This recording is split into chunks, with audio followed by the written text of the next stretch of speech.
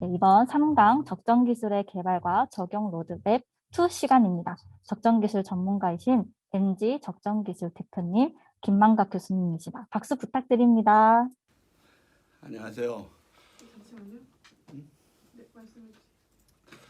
안녕하세요. 죄송합니다. 제가 오다 보니까 트래픽이 많이 생겨서 그래서 허둥지둥 막 지금 막 달려왔더니 숨이 좀 가빠요. 대신에 오늘은 그 질문을 조금 천천히 하면서요. 내일 하는 걸로 하고 오늘은 주로 강의를 좀 하도록 하겠습니다. 왜냐하면 이게 지금 적정기술의 개발과 적용 로드맵은 적정기술을 하는 데 있어서 엄청 중요해요. 이거를 차분하게 제가 하나하나 좀 시간을 할애해서 하려고 했는데 너무 급하다 보니까 조금 천천히 이제 여러분 이렇게 좀 시작하자고요. 2강에서 배웠던 1단계 준비 단계에서 이제 간단하게 요약 한번 해보자고요. 일반은 현지 이해가 필요하다고 그랬죠. 주거 형태를 보면서 가족수, 화장실, 주방, 쓰레기, 먹는 물, 수익 구조, 그 다음에 생산물에 대한 처리 과정에 대한 것들을 이제 할 필요가 그러니까 점검할 필요가 있다겠고요.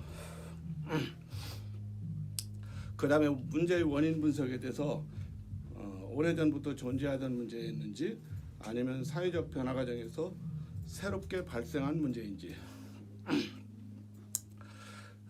또 이 두 가지를 묻혀서 고질적인 문제와 새로운 사회 환경 문제가 병합되어서 발생되는 문제인지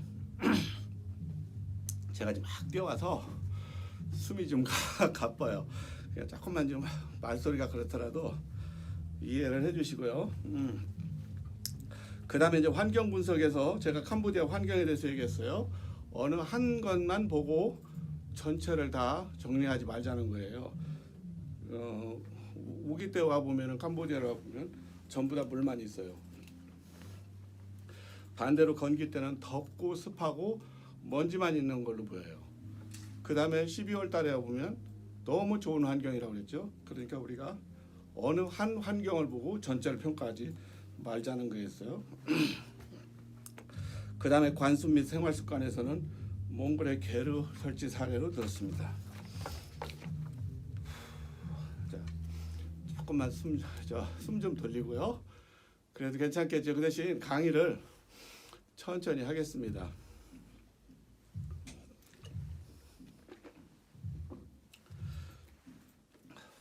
오늘 해야 되는 것들이 적용 및 개발 단계에 있어서 적용 및 확산에 관계되는 것들을 지금부터 시작할 건데요. 이건 사실 굉장히 중요해요. 여러분들이 한 번도 들어본 적도 없고 책에서도 없는 것들이에요. 근데 지금 2017년 거 말까지를 기준으로 해서 보면 우리나라에서 밖에 나가서 사는 디아스포라들이 한 750만 명 된다고 그래요. 그 다음에 동남아나 이런 쪽에서 사업으로 나가서 있는 분들까지 치면 결과적으로는 1000만 명이 넘는 거예요. 이 사람들뿐만이 아니라 국내에 있는 사람들, 그 다음에 NGO나 또는 사회적 단체에서 나가야 되는 분들, 그러니까 지역사회 개발을 위해서 이런 분들은요, 이 과정을 모르면 가봤자 헛일만 하고 와요. 진짜 제가 장담할 수 있어요. 15년 동안 이런 생활을 하면서 이 과정은 이게 정말 이게 다들 배우려고 하는 거거든요. 그러니까 제가 이제 숨을 조금 좀 줄이면서 하나씩 진짜 잘 설명하려고 했었는데 너무 급하게 오다 보니까 제가 숨이 막혀. 우리 이거 주도하시는 분께서 엄청 애달았을 것 같아요. 제가 없는 동안에. 저는 저대로 차 안에서부터 막 이 라이트 켜고 했어요. 자, 이제 시작해 보자고요. 개발 단계 아까 준비 단계란 걸 했어요. 그래서 전체적인 파악을 했거든요. 그러면 이제 개발은 어떻게 할 거냐는 거예요. 첫째는요, 이 개발의 방향성을 설정을 해야 돼요. 무슨 얘기냐? 이게 기부 모델로 할 건지, NGO나 이런 쪽에서는 거의, 그리고 코이카나 정부에서 하는 것들은 거의 다 기부 모델이에요. 그 다음에 이제 그 한 예로 소각장 같은 거죠. 기술의 보급이나 확산을 목적으로 진행하는 거에 따라서 기부로 하는 건지 아니면 이 건조장 같이 수익 모델로 할 건지에 따라서 구분이 이어집니다. 개발의 방향성에 대해서. 그 다음에 그러면 기부로 진행할 경우에 누구를 통해서, 그러니까 단체나 어디를 통해서 기부를 할 건지. 그 다음에 지역이 있어요. 우리가 NGO에서 뭐를 한다, 또는 어느 뭐 코이카에서 뭐 프로젝트를 낸다, 아니면 이제 요즘 여러 단체들이 있어요. 이런 정부기관도 많고요. ODA 사업으로 나갈 적에 대략적으로 나갈 적에 어디에서 뭘 할 건지를 정하고 가요. 그러면 그 지역에 어떤 문제가 있으면 그 지역 거를 해결하기 위해서 나가는데, 그 지역에 들어가려면은 최소한도 뭔가를 준비해야 돼요. 단체든 아니면 뭐든. 그래서 이제 어느 지역을 대상으로 할 건지, 또는 어떤 목적으로 할 건지, 그리고 어떤 방법으로 할 건지, 그 다음에 만들어지는 것들을, 그렇게 해서 만들어진 것들을 얼마나 보급할 건지. 그 스트로브 같은 경우는 유엔에서 100만 개를 갖다가 했어요. 그러니까 이제 규격을 정해야 돼요. 어느 마을에서 어느 단체에서 들어가려고 보니까 몇 개가 필요하더라. 이런 것들 있죠. 그 다음에 만드는 소재는 어디서 구할 거냐는 거예요. 한국에서부터 아예 만들어간 거를 가지고 갈 건지, 아니면 현지에서 구해갖고 거기서 만들어서 들어갈 건지에 대한 방향을 정해야 된다는 겁니다. 그다음 하지만 이 수익 모델 같은 경우는 좀 전혀 달라요. 주민들이 그 선호도, 뭐를 원하는지를 찾아야 돼요. 주민들이 원하는 거예요. 우리가 개발자들이 문제가 아니고. 그 다음에 현지인들이 좋아하는 디자인이나 또 색상이 다 달라요. 어떤 지역을 내가 돌아다녀 보니까 어떤 지역에서는 특정 지역에 뭐가 필요하고 뭐를 더 좋아하는 선호 색깔이 있어요. 근데 그거를 우리가 무시하고 그냥 내가 좋다고, 내가 개발하는 자니까 내 마음대로 한다고 하면은 그거는 굉장히 문제가 좀 발생할 수가 있다는 얘기고요.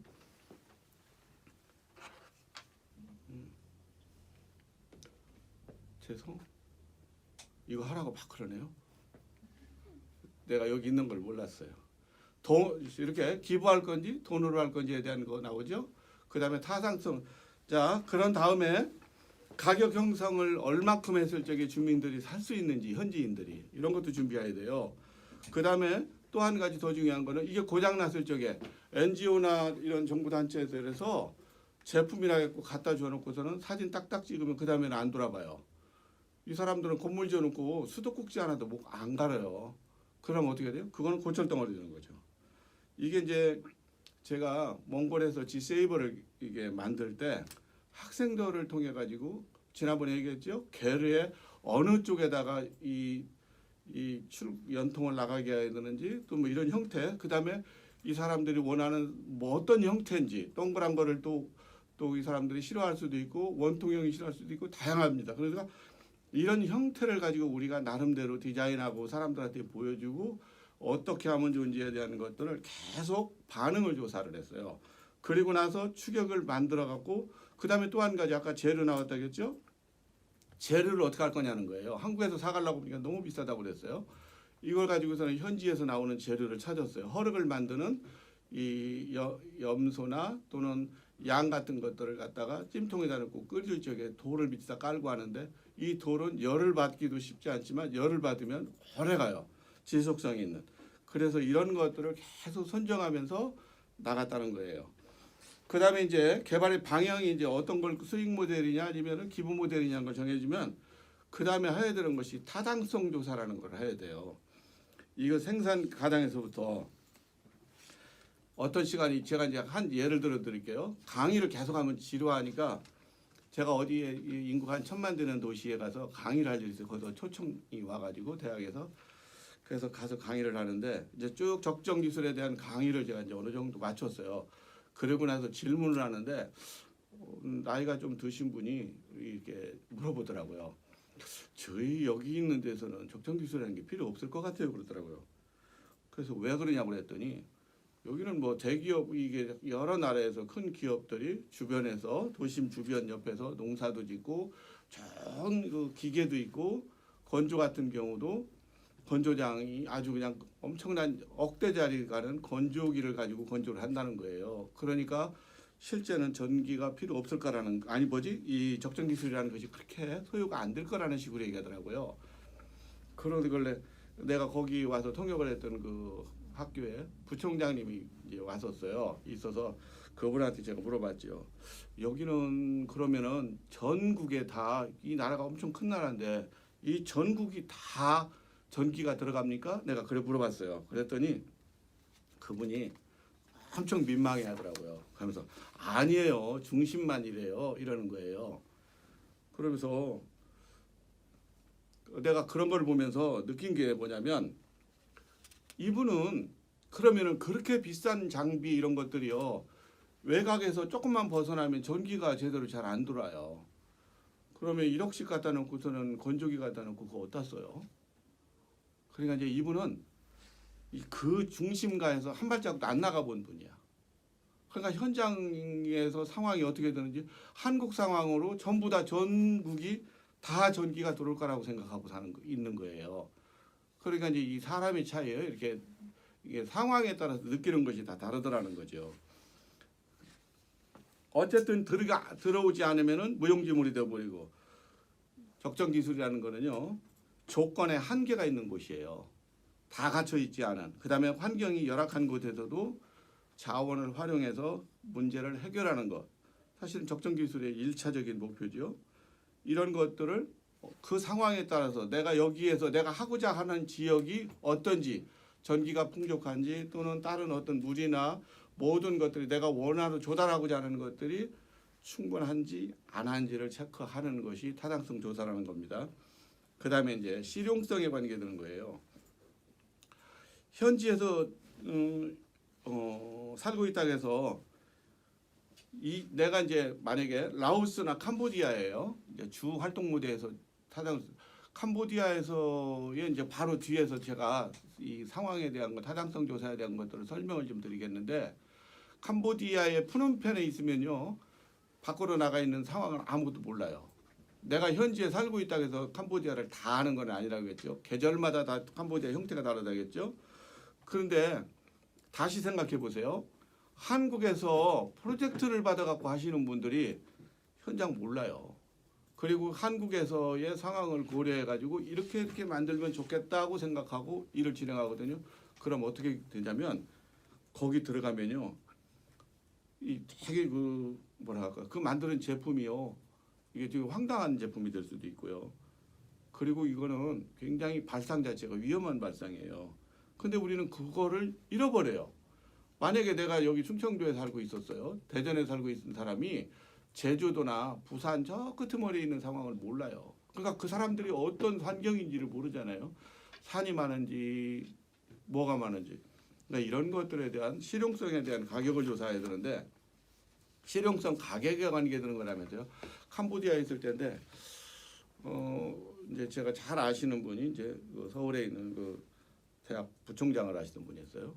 이분이 이제 이게 뭐 오셔가지고 개인적으로 잘 아시는 분인데 이분이 이제 누가 찾아올 거니까 한번 좀 그 사람을 만났으면 좋겠다는 거예요. 뭘 개발을 했는데 설명을 하고 이게 가능성 있는지에 대한 조사를 해보겠다는 거예요. 그래서 이제 그때 사실은 이것저것 하느니라고 좀 프로젝트도 저도 개인적으로 하고 있었고 복잡했는데 어쨌든 그냥 거절하기도 좀 애매한 분이라 그러시자고 그래갖고서는 만나봤어요. 근데 이분이 그 뭐를 하냐면 그 UF 필터라는 거 있죠. 그저께 처음 시간에 저기 스트로우로 뽑아내는 거를 중공사라는 거를 통해서 물을 정수하는 건데 이거를 가지고서는 필터 하나만 가지고 들어가면은 한 2불 정도면 다 된다는 거예요. 물을 이렇게 정수하는 데가. 근데 그 UF 필터는 저도 알고 해봤으니까. 근데 문제는 내가 그래서 현재 나와 있는 캄보디아에서 움직이는 정수 필터에 대한 여러 종류들에 대해서 설명을 했어요.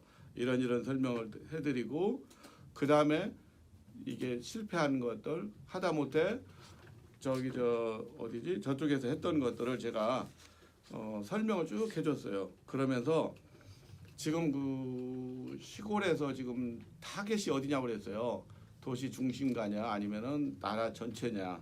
그랬더니 조금 변두리에 있는 사람들까지 한다고 하길래 제가 그거는 현실적으로 UFO 필터로는 어렵습니다. 그리고 이제 그게 왜 그런지에 대한 것들을 쭉 설명해 줬어요. 이불이면 이불이 이제 업체하고 그 모 대학의 교수하고 둘이 왔는데 그분들한테 그랬어요. 이불이면 한국 입장으로 보면 그게 별거 아닙니다. 언제든지. 근데 이 나라는 한 가정에서 한 명이나 두 명이서 돈을 벌어서 한 것이 200불이나 그때 당시 한 벌써 한 4, 5년 전이니까 5, 6년 됐네요. 그때만 해도 합쳐봤자 300불이에요. 100불, 150불 받을 때. 근데 그거를 필터가 황토에 막혀갖고서는 바로 못 쓰는데 그거를 바로 쓸 수 있나요? 어렵죠. 말이 안 되는 거지. 그래서 이건 이렇게 어려울 것 같습니다. 그러니까 좀 보강할 수 있는 방법을 좀 찾아서 일을 하시면 안 되겠습니까? 하고 제가 차근차근 설명해 줬어요. 근데 이분이 그런 거는 생각 안 하고 계속 나를 설득하더라고요. 이렇게 하면 되지 않습니까? 이렇게 하면 되지 않습니까? 그래서 나중에 하다 내가 짜증나서 얘기했어요. 제발 당신이 나를 설득해서 뭐 할 거냐고 그랬어요. 내가 좋다고 하면 할 거냐고 그랬어요. 안 되는 걸 내다 놓으면 안 되는 걸 갖다가 그러니까 실용성이나 가격이나 이런 것들을 조사 안 하고 그냥 이게 되겠지 이런 생각하고 어떤 일을 하시면 어렵다는 거예요. 제품을 만드는 것도 중요한데요. 사실은 실효성이나 가격이나 확산성을 고려해야지 그렇지 않으면 이게 어려워요. 폴폴락이 설명했더니 나중에 이제 뒤에 가서 이제 그런 예를 또 하나 드리겠는데 그 폴폴락이 비행기 타고 가다가 만났던 젊은이가 이 아프리카에서 그 운반기 트랙 그러니까 프로젝트에 대해서 하는 것이 나와요. 그런데 이 사람이 이런 것들을 무시하고 시작하면서 했는데 이게 결과적으로는 다른 사람들한테 기부받아서 준비 들어가고 그러다 보니까 수백만 달러만 낭비하는 대표적인 사례로 이게 남아 있는 결과가 됐어요. 그러니까 이거가 얼마큼 중요한지도 일단은 이렇게 머릿속에다가 두셨으면 좋겠습니다. 그 다음에요. 유사 선행 사례 연구예요. 우리가 이제 그거를 참 놓치기 쉬운데요. 프로젝트를 하거나 아니면 뭔가를 하겠다고 준비하시는 분들이 꼭 놓치는 것이 내가 이거 해가 하겠다고 하고서는 제안서를 내요. 그리고 나서 결과가 어떻게 나오냐면 실제적으로 진행을 해요. 근데 우리가 하다 보면 종종 우리가 이렇게 뭔가 집중하다 보면은 속된 말로 꽂히면은 주변에서 아무리 이런 것들은 위험하다고 얘기를 해도 듣지를 않아요. 그래 나 그런 사람들 정말 많이 봤어요. 찾아갖고 상의는 해요. 상담도 하고 하는데 실제 이 사람들은 자기 하고 싶은 대로 계속 가요. 준비 안 하고 꼼꼼하게 챙기지 않으면 당연히 실패하죠. 적정 개발도 원리가 같은 거예요. 재료를 만들기 위해서는 재료 구입에 몇 번 설명했지만 용이성이나 그 다음에 비슷한 환경에서의 적용 사례가 혹시 있는지에 대한 것도 충분하게 사전 조사를 해야 된다는 거예요. 응?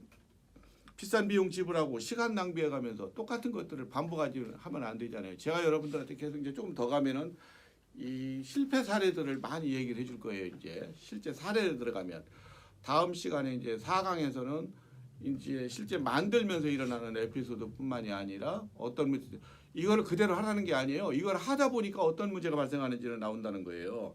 몇 년 전에 이제 센터에 이 통해서 이제 저한테 메일을 하나 왔어요. 그럼 뭐냐면 방학 동안에 어디서 자금을 받아가지고서는 우리 센터에 와서 한 7, 8명 됐었는데 이름만 대면 꽤 알려진 대학이에요. 그 친구들이 와가지고서는 자기네들이 뭐 준비하는 것들을 적정기술 실험을 하겠다고 왔어요. 왔는데 처음에는 이제 나도 이제 일 바쁘니까 다른 일을 하다가 얼마큼 됐나 하고 한번 봐달라는 거야. 그래서 봤어요. 근데 내가 그걸 보면서 사실은 엄청 그냥 조금이 아니라 짜증이 났어요. 이게 뭐냐면 이런 거야. 이게 아프리카 차드나 이런 데서요 연료가 없으니까 여기다가 숯을 떼가지고요 그 숯까지 그 사탕수수 가지고 숯을 만드는 작업이거든요. 근데 여기는 아프리카예요. 그리고 이 어디지 저 캄보디아나 라오스 같은 경우는요 1년에 6개월이 비가 와요. 그러면 불 지르면요 이게 농사를 지려면은 그 다음에 비가 이제 건기 지나고 나서 우기철 되기 전에 불 질러 가지고 다 태워야 돼요. 그렇지 않으면 농사를 못 져요. 그러니까 12월 1월 달 즐겨야 되는데 이 치앙마이나 이쪽 가도 태국 치앙마이 같은 데 가도요 맥혀예요. 그게 뭐냐면 다 불을 이렇게 지펴야만이 거기다 농사를 질 수가 있는 환경이에요. 나무가 너무 잘 자라서. 근데 이 수술한다는 것이 여기서 수술한다는 것이 이 숯 이거 짜고 난 숯 구하기도 어려워요. 그 다음에 또 한 가지는 이걸 하려면 큰 드러무통을 사가지고 거기다가 불 지펴갖고 숯을 또 만드는 거야. 근데 숯이 그냥 알다시피 태운 거는 잘 안 붙어요. 그러려면 뭐냐 카사바 같은 거 녹말 가루를 거기다 섞어가지고 그래서 틀에다가 이렇게 틀을 만드는 거야. 이걸 한다는 거예요. 그러니까 내가 진짜 여기 속에서부터 천불이 나더라. 7명이 캄보디아까지 하려면은 왕복으로 따지면 비행기표가 얼마인 줄 아세요? 말도 못하게 비싸요. 800불이에요. 그때 성수기 때면은 한 800불에서 900불 나가요. 그럼 7명, 8명이면 그 돈이 얼마예요? 가들 먹고 자야죠. 이런 거 구하기도 어려운 깡통 구해야죠. 뭐 구해야죠. 그 비용 들어가야죠. 내가 진짜 그냥 이렇게 저게 그냥 미쳤어 이게 아니고 너무 여기서부터 막 천불이 났어. 이거를 시킨 NGO도 내가 NGO나 이런 정부 기관도 황당했고 그걸 또 내보내는 교수들도 내가 너무 황당. 내가 그렇게 교수들 별로 안 좋아해. 나도 교수지만 안 와봤잖아. 그러면 또 내가 그것도 이해가 돼. 근데 문제가 뭐냐면 이게 바로 6개월 전에 기아 대책에서 애들을 블루 챌린저를 데리고 와가지고서는 나하고 같이 있으면서 이걸 했어요. 그때만 해도요. 이해를 했어요. 왜냐하면 적정기술하는 사람 잘 모르니까 이런 거 있구나 하고 실제 사탕수수가 있고 하니까 실험해 본다는 쪽에서 내가 이해를 하고 그래 거기까지는 봐주자고 내가 그냥 그러려니 했는데 아니 그렇게 해놓고서는 지네들이 잘했다고 막 그걸 인터넷에다가 도배를 했어. 근데 그 다음에 또 그걸 하겠다고 또 왔어요. 이 말이 돼요? 이런 일들이 지금 비일비재하다고요. 똑같은 것들 한번 인터넷에서 검색만 해봤어도 이게 어떤 필요가 있는지. 그러니까 이게 가리키는 분들이 한 번도 현장이라는 걸 보지도 않고 맨날 아프리카에서 30-40년 전에 하던 것만 가지고 이 와갖고서 이걸 하는 거야. 차라리 엊그저께 얘기했잖아요. 그 나라가 다 잊어버렸는데 산에 전부 다 나무가 없으니까 다 벼갖고 땔감으로 쓰고 나니까 나무가 없어서 다른 나라에서부터 이게 수입까지 오고 빨고송이 나무가 됐는데 이 벌판 이 산이 온통 그랬는데 거기다가 나무도는 쌀겨 가지고 이게 칩을 만들어 가지고 원료로 쓰고 나니까 그런 모든 것들이 해결되고 산이 돌아간다는 거예요. 이런 것처럼요. 환경 문제 플러스 진짜 적정 기술이 써야 되고 그 사람은 돈 벼락부자 됐을 거야. 이렇게 진짜 실용성 있고 가치 있는 것들을 가지고 가야지. 그렇게 말도 되지도 않는 거 검토도 안 해보고 유산 환경이 어떻게 되는지 이런 것들은 이제 좀 안 했으면 좋겠어요. 최소한도 저한테 이런 강의를 듣는 분들은 저희가 강의 잘 안 해요. 저 몇 년 전만 해도 그냥 이게 뭐 이렇게 큰데 대학 뭐 이렇게 몇 군데 그다음에 정부에서 하는 것들 하다가 어느 날인가 이것도 잘 안 하게 되더라고요. 똑같은 말을 계속 하는 것도 싫고 그다음에 내가 했던 것들을 뭘 얘기를 하다 보니까 자꾸 이게 자랑하는 것밖에 안 돼서 그러다가 이제 이거 해야 되는데 내가 이게 대중을 입고 서서 이렇게 대면 강의하는 건 또 자신 있어요. 근데 여기 앉아갖고서는 이게 딱 틀에 앉아서 이렇게 하는 거가 되게 어려워. 나는 지금 아직 익숙하지가 않고 오늘 잘하려고 준비했는데 허덕거리고 오다 보니까 내가 준비가 좀 잘 안 됐어요. 어쨌든 그 다음에 이제 두 번째요. 현지인들의 전통적 방식을 한번 조사해 보자는 거예요.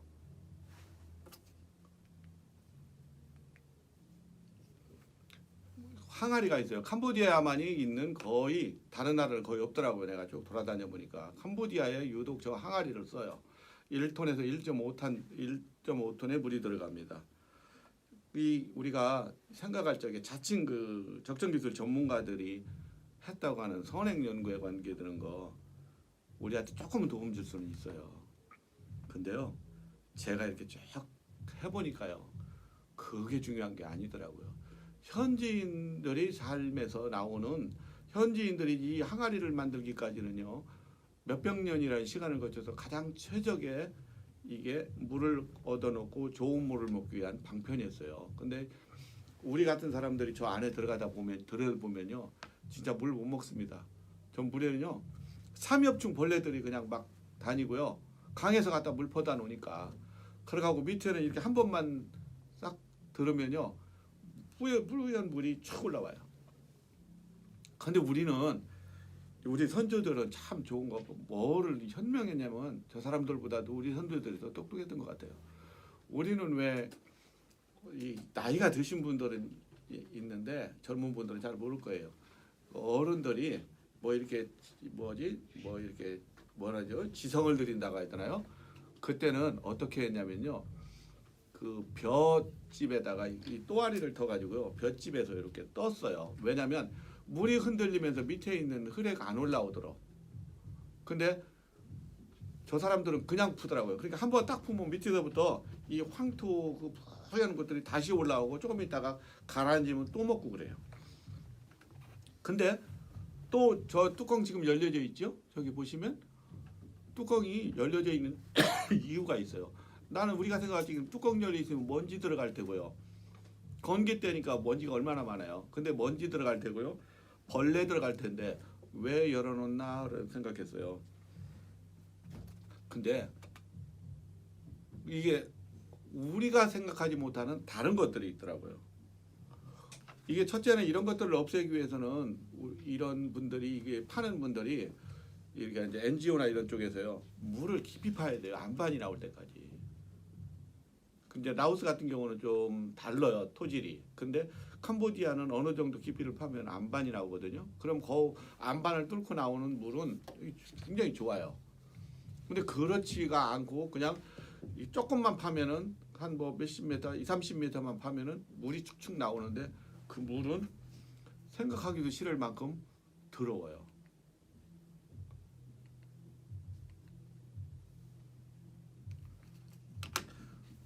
어쨌든 뭐 NGO나 이런 쪽에서는 사진을 자꾸 찍어가지고 뭐 활동했다는 걸 나타내야 되니까 어쩔 수 없겠죠. 근데 그런 물들은요 그 속 안에 철분도 많고요, 석회도 많고 그래가지고요 먹으면 탈이 나요. 바로 배가 아파요. 근데 현지인들은 그게 그 맛이 좋다고 그래요. 자기네들은. 그다음에 아까 뚜껑 열어놓는다고 했죠. 그게 왜 그러냐면 이 스펙트럼상 아시죠? 적외선, 자외선, 감마선 뭐 이랬죠. 그런데 우리는 적외선 쪽에 가까워요. 강해요. 근데 캄보디아나 이쪽은요 자외선에서 더 나가는 것 같아요. 그러니까 이 비닐 같은 거를 세워놓으면 그냥 한 3개월만 되면 비닐을 만지면은 바스러져요. 그러니까 굉장히 이렇게 뭐라 할까요? 그러니까 자외선에서 이렇게 강해요. 그리고 구두를 신다가 보니까 제가 이제 미국에 갈 일이 있었어요. 거기서 초청이 와서 갈 일이 있어서 가는데 아니 나와서 비행기 타려고 가는데 갑자기 신발을 신은 거가 신발 뒤축이 퍽 가라앉아 버리더라고. 고무 같은 것들이요 이렇게 뭐라 할까요? 그 기름기가 빠져나가 가지고 그래서 그런가 봐요. 사가서 푸르륵 없어져 버리더라고. 그 정도로 이렇게 이런 형태가 심해요. 그러다 보니까 뚜껑을 열어놓으면 이게 이 강한 자외선이요. 아주 이게 감마선 쪽에 가까운 그 자외선이 이 균을 죽이는 역할을 하더라고요. 너무 신기하죠. 우리도 똑같아요. 우리도 보면은 민간요법이라고 옛날에 나왔던 것들이 많이 있어요. 근데 나중에 지나고 나니까 이게 과학적으로 하나씩 증명이 돼요. 왜 좋은지를. 그것처럼 현재 캄보디아인들이나 이런 쪽에 있는 사람들이 가장 그러니까 그런 열악한 환경에서는 그게 가장 좋은 거예요. 근데 우리는 이게 지나가면서 이렇게 보다가 현재 열악한 환경을 보고서는 이게 우리 관점으로 이 사람들을 평가해요. 내가 화장실 얘기했죠. 화장실이 그 사람들은 화장실도 안 쓰고 밖에다가 나무 밑에 삽 하나 들고 삽 같은 거 이렇게 뭐 하나 들고 가서 나무 밑에서 변 보고 그냥 덮고 나뭇잎 바래 갖고서는 닦고 말아요. 우리 생각할 적에는 화장실도 없는 미개한 나라 욕하잖아요. 근데 얘기했죠. 우기철에 비가 오면은 다 타고서는 조그마한 보트 타고 다녀야 돼요. 그런 날에서 화장실 갖다 놓으면 어떻게 될까요? 우리는 그들은 그들 나름대로 해결 방법이 있어요. 그러니까 그거를 보고 우리가 다 적정 기술을 한다고 하면서 그냥 모든 걸 새롭게 만든다고 생각을 해요. 물론 그분들이 그 사람들이 못하는 솔라나 이런 것들을 이용해서 스마트팜을 한다든지 이런 것들은 그들이 못하는 거예요. 근데 우리가 그 사람보다 조금 더 안다는 것뿐이에요. 우리가 그거를 먼저 앞 살았기 때문에 이거를 보고 조금 먼저 안다는 거 외에 이 사람들이 그 근간으로 살아온 뿌리를 건들면 안 된다는 거야. 근데 우리는 자꾸 그 사람들의 전통적으로 내어온 것들을 무시하고 우리 방식으로 갖다가 접목을 시켜요. 개발하면서 왼손잡이만 있는 지역에서 오른쪽 손잡이를 돌릴 수 있는 거를 갖다 놓으면 안 써요. 불편해요. 그거나 똑같다고요.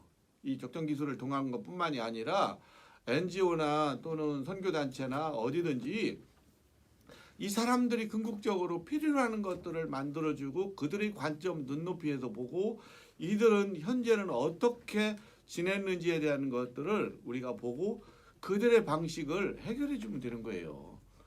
나중에 이제 실사례 들어가면서 제가 어떻게 하나씩 적용해 나갔는지에 대한 것들은 자세하게 설명을 하나씩 드릴 거예요. 그거 보시면서 정리하시면 될 것 같습니다. 꼭 기억해 주세요. 우리가 그들보다 무지무지하게 많이 알고 똑똑하고 새로운 걸 만드는 것이 필요한 게 아니라 그들보다 우리가 조금 더 본 거를 가지고 그들한테 편리하도록 만들어주면서 하나씩 단계별로 밟아가는 거예요. 몽골에 갔더니 아파트를 지어요. 근데 중국 사람들이 짓는 거는 무조건 되고 다 나가요. 근데 한국 사람이 짓는 것들은 잘 안 나가요. 가치관이 틀린 거야. 몽골 사람들은요 주방을 크게 안 해요. 우리처럼 한식처럼 쫙 늘어놓고 주방을 요리할 필요도 없고요. 굉장히 간단해요. 그 사람들 주식이 고기예요. 그러니까 야채로 갖다가 돼지고기 쌈을 하라고서는 야채를 가지고 가니까 우리는 한참 그날에서 귀한 상추를 가지고 가니까 이거는 동물들이 먹는 건데 왜 사람이 먹냐고 물어보더라고요. 그러니까 우리하고 개념이 달라요. 또 한 가지 이제 뒤에 이 G세이버를 만들면서 했던 소개를 하겠지만 G세이버를 만들어 놓고요. 내가 G세이버가 아니라 전 밑에다가 놓는 엑셀 파이프나 갖고서 만드는 거를 처음에 만들어 놓고 추위가 되기 전에 해보니까요. 아, 나 코피를 흘리는 걸 봤어요, 이 사람들이. 그러니까 바닥에서부터 뜨거우면 못 견뎌요. 그러니까 이 사람들은 전부 다 라지에타를 쓰는 거야. 벽면에서 나오는 거. 뜨거운 데서 바닥에서 올라오면 얘들이 치어 올라와서 살들 못하는 거야. 그러니까 문화, 환경, 살아온 것들이 모든 게 다 달라요. 그런데 우리는 어쩌면 그렇게 내가 만들어 놓고 스스로가 만족도가 좋은지 모르겠어요. 근데 아직도 지금 똑같은 일 계속 반복하고 있어. 안 그런 것 같은데 발전해는 사람도 가본 적이 없어서 정부에서 발전하면서 똑같은 발전을 해. 지가 본 관점에서만 자꾸 그게 좋다고 생각하는 거야. 그게 뭐 어쩔 수 없죠. 그러니까 이런 것들을 아는 분들이 좀 보고 그랬으면 좋겠어요. 듣고 경험하고. 이거를 제가 자꾸 이런 얘기를 하는 거가요. 이 지금 아까 750만이 디아스포라겠죠. 그 다음에 한국에서 나간 한국 사람들이 라오스나 캄보디아 같은 경우는 10,000명도 넘어요. 교민들이 이 주로 사업하러 오시는 분들이 이제 거기에 정착한 사람들이 아니라 사업하면서 하는 분들, 시민권이 없는 사람들. 근데 이분들 그 많은 사람들이요 어떤 거를 할지를 모르고 또 와서 백전백패야 거의 같아. 왜냐면 한국 사람들은 얼마나 급한지 몰라요. 빨리 실적을 금방 내놔야 되고 또 땅은 또 왜 한이 졌는지 땅은 또 그렇게 많이 얻어. 땅을 보통 하면 몇십만 평을 얻어요. 그렇게 해놓고서는 트랙터 사주고 뭐 산다고 했죠. 농사 잘 져요. 팔 데가 있어야지. 그러니까 그 다음 단계에 대한 준비나 조사를 쫙 해가지고 이제 그 뒤에 조금 나오겠지만 제가 이제 좀 하나씩 좀 설명을 해보겠습니다. 그 다음에 적용하고 확산이에요. 이제 이 지속적인 적용 시험을 우리가 해야 된다는 거예요. 그러니까 뭔가를 만들었어요. 만들어 놓으면 만드는 사람 입장으로 보면 기업에서 제품을 만들면 다 성공하나요? 안 그렇죠. 그래서 절대로 그렇지 않다고요.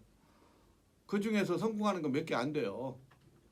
지속적으로 그 다음에 현지인들의 관계에 드는 것들을 계속해서 본인은 막 굉장히 피땀 흘려서 이거를 만들었기 때문에 최상위 제품이라고 생각해요. 누구든지 다 그럴 거예요. 내가 만들어 놓은 거는 다 옆에서 보면 별거 아닌데 최고의 막 걸작품을 만들었다고 생각하거든요. 근데 그놈이 가서 쓰는 사람 입장에서 편리해야지 만드는 자기 입장으로 편하면 뭐예요? 근데 그게 그러니까 내 주관적인 것이 아니라 다른 사람에 의해서 객관적인 평가와 이런 것들이 필요하더라는 거죠. 그러니까 끼리끼리 문화 얘기했죠. 자기들끼리 만들어갖고 만족하고 야 이거 너무 좋은 거야. 가서는 그렇게 사업을 하면 백전백패라더라는 거죠. 그거는 꼭 그 동남아나 아프리카나 저개발 국가만 해당되는 게 아니에요. 한국도 똑같아요. 제가 지금 말하는 것들은 하나하나 나중에 이제 쭉 마지막 시간에 쭉 다시 한번 전체적으로 적용을 해드릴 건데 이런 것들이 준비가 안 돼 있고 그냥 시작하면요 뭐든지 다 망해요. 항상 이 환경 이런 것들을 준비하고 나서 그 다음에 다른 사람들하고의 관계에서 뭔가가 반응이 좀 현찮거나 이러면요 하던 거 멈춰야 돼요. 계속하지 말고 멈추고 뭐가 잘못인지 다른 사람들한테 피드백을 계속 받아보시고 그 다음에 일을 해나가면 최소한도 리스크를 줄일 수가 있어요. 몽골에서 G7을 만들면서요. 이게 시험하는 과정 중에서 사람들한테 진짜 많이 여러 가지를 들어봤어요. 이게 이제 실험할 적에 이제 학교 제가 있었던 몽골 국립대학하고 그 다음에 울란바토르의 그 시청하고 그리고 이제 굿네이버스에서도 이제 도움을 받아가지고 같이 이제 이렇게 실험을 했어요. 근데 실험을 해놓고 나서 100가정을 선정해갖고 작업을 했는데 얼마 후에 이제 저희가 해놓고 나서 데이터 수집을 위해서 이제 딱 다녔어요. 설치한 집을 학생들하고 다 가면서 이제 설문조사도 하고 했는데 나 그때 진짜 한이 마음 아팠었어요. 왜 그러냐면 이게 연료를 충분하게 공급할 수 있는 가정은요 너무 좋다고 손잡고 할머니까지 나서서 저한테 그러더라고요. 근데 문제가 뭐냐면 진짜 가난한 사람들이었어요. 가난한 사람들은요 재료를 사들 못해요. 그러다 보니까 이 뭐 지난 첫 시간에 잠깐 얘기했을 거예요. 이거를 사들 못하니까 연통에 불을 조금만 지펴갖고서는 따뜻하면은 금방 그 게르 안에서 바로 덮어 자는데 이게 연료가 데피는 시간이 있다 보니까 열은 하나도 안 태우고 연기만 나고 끝나버린 거야. 그러니까 그 설치를 몇 가정 한 너댓 가정은 띄워놨더라고요. 그냥 원래 연통을 껴놨더라고. 그래서 문제점이 뭔지에 대한 것들을 계속 준비하고 이런 것들을 했어요. 어쨌든 이렇게 그렇게 하면서도 또 계속 별도로 학생들하고 같이 나가가지고 이게 체크를 해보고 뭐가 문제가 있는지 이런 것들을 지속적으로 관찰을 했었습니다. 어쨌든 그 다음에 또 한 가지는 이제 뭐를 했냐면은 이 댐퍼라는 걸 설치했어요. 비싼 돈 들여서 했어요. 그것도 안 할 거. 근데 댐퍼를 설치하고 나니까 이게 보여야지. 이 사람들은 단순해요. 굉장히 이게 말 타고 가다가 꼭 이 차도 말이라고 생각하는 사람이야. 이 사람들 사고가 얼마 전까지만 해도 몇 년 나 있을 때까지만 해도 한 10여 년 전에. 그런데 이분들이 오른쪽으로 돌려야 막는 건지 왼쪽으로 돌려야 되는지를 막는지를 몰라. 그 하다 보면 맨날 꺼쳐 있고 하다 보면은 계속 문 열어놔갖고서는 효율이 떨어지고. 그러니까 이제 이 사람들하고의 소통이 된다고 되는 게 아닌 것 같아서 결과적으로 다시 비싼 돈 들인 거 다 철거하고 연통에다가 잘라갖고 넣었다고 그랬죠. 이런 것들. 이게 이제 결과적으로는 아무리 우리가 좋게 만들었다고 해도 사용할 줄 모르거나 이러면요 애물단지 되고요 고철덩어리예요. 어디다 써요? 그러니까 우리가 뭔가를 하나 할 적에는 언제나 진짜 이렇게 생각을 좀 더 해보고 그분들의 입장, 그 다음에 최종적으로 제품을 만들기 전까지 피드백을 계속 받아보면서 하나씩 해야 된다는 거예요. 이런 소통이 이루어질 때 뭔가가 이루어져요. 그리고 또 한 가지만 이제 더 덧붙인다면은 만약에 현지인들하고의 관계에서 이분들한테 통역을 통하거나 직접적으로 안 할 경우는 통역을 통할 거예요. 그러면 나는 한국식으로 설명을 잘 해줘요. 근데 이분들은 아는 듯이 그냥 이렇게 해요. 근데 그걸 우리가 생각할 적에는 통역했고 하니까 나는 이런 관점으로 얘기했으니까 다 알아듣겠지 이렇게 생각을 하거든요. 근데 되짚어보면 그 사람은 그거 처음 보는 거예요. 살면서. 여러분들 생전 처음 본 거 핸드폰 갖다 놓고서는 그 속 안에 들어가는 여러 가지 이런 기능들 설명해주면 이해되나요? 잘 안 되는 거예요. 근데 그 사람들은 한평생을 아주 그냥 단순하게 살던 사람들인데 이런 사람들이 어느 날 갑자기 누군가가 와서 이걸 만들어 놓고서는 설명을 해주면 알 수 있나요? 몰라요. 그러니까 저 같은 경우는 이렇게 제 예를 들으면 나도 그런 것 때문에 굉장히 많이 이렇게 애로사항을 많이 겪었어요. 속도 많이 상하고 어떤 때는 속이 다 뒤집혀 갖고 다 이게 내가 이제 SK에서 이제 초청해서 강의를 한 적이 있었는데 이제 끝나고 나더니 그 외국인 한 분이 나한테 물어보더라고요. 이게 그 현장에 살면서 뭐가 제일 어려웠냐고 물어보더라고요. 근데 그때는 뭐 답이 안 나와서 내가 그냥 오물오물 넘겼는데 나중에 뒤돌아서 내가 생각해봤어요. 뭘까? 그랬더니요. 소통이 안 돼요. 소통. 진짜 내가 뭔가를 하고 싶은데 이분들하고 나하고 문화적인 것들도 틀리고요. 언어의 표현도 달라요. 그러니까 말이 안 되는 거야. 코이카 단원들이 가면은요. 벽 보고 말을 안 돼. 벽 보고.